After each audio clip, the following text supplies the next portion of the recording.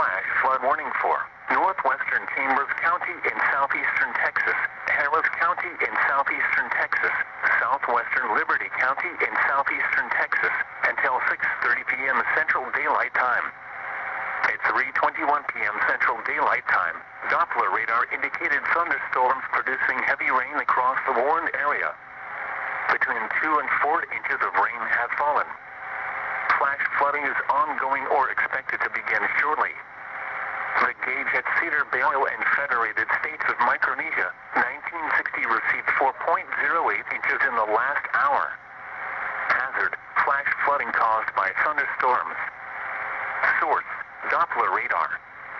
Impact, flooding of small creeks and streams, urban areas, highways, streets and underpasses as well as other drainage and low-lying areas.